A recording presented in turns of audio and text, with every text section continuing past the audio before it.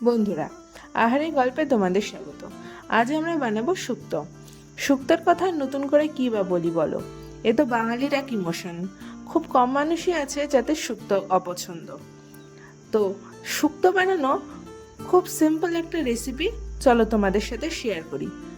তার জন্য কি করেছি, সবজিগুলোকে আমি কেটে নিয়েছি, একটু লম্বা করে কেটেছি। দেখো, ডাঁটা, করলা, বেগুন, আলু, কলা, গাজর, সব সবজিগুলোকে একটু লম্বা করে কেটে নিয়েছি।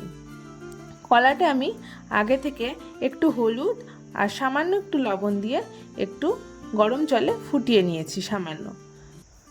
এইবার একে একে সব সবজিগুলো আমি তেলে ভেজে নেব।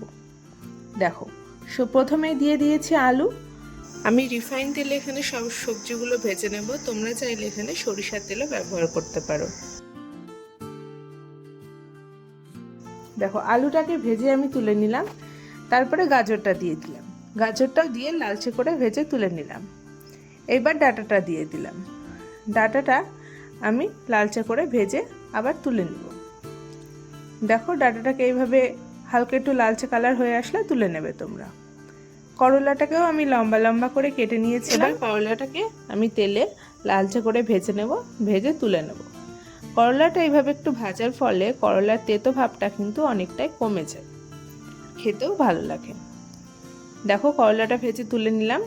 এইবার দিয়ে দিলাম আগে থেকে যে কলাটা আমি অল্প একটু গরম জলে, খুব বেশি ফোটাবেন না, অল্প একটু ফুটিয়ে নামিয়ে নেবেন।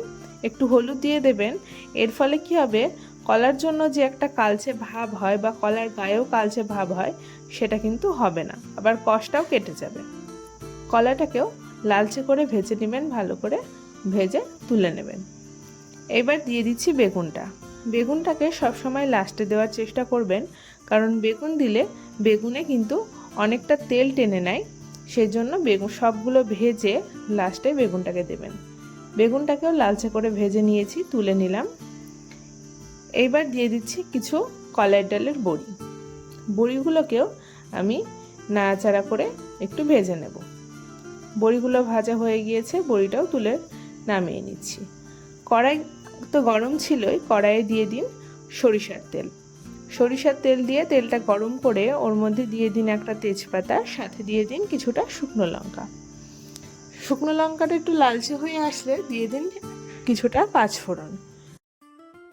পাঁচফোড়নটা একটু লালচে হয়ে আসলে এর মধ্যে অ্যাড করুন কিছুটা সর্ষে আর জিরা বাটা।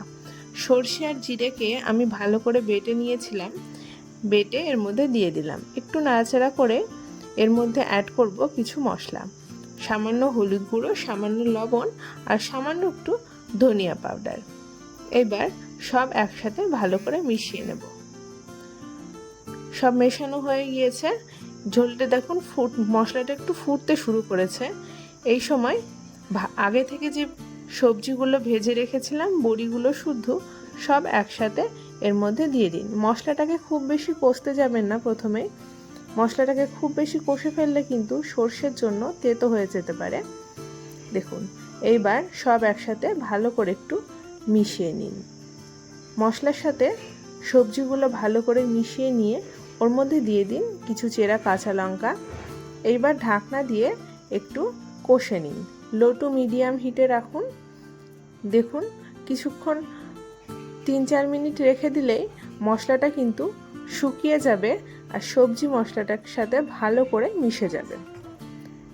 এইবার একটু নেড়ে দিন, দেখুন জলটাও কিন্তু ভালোভাবে শুকিয়ে গিয়েছে। এই সময় এইবার অ্যাড করুন বেশ কিছুটা পরিমাণে দুধ। আমি এখানে একটু বড় বাটির 1 বাটি দুধ এখানে ব্যবহার করেছি। দুধটাকে সবজির সাথে ভালো করে একটু মিশিয়ে নিন। এই সময় ভালো করে দুধটার সাথে কিন্তু সবজিটাকে মেশাতে হবে।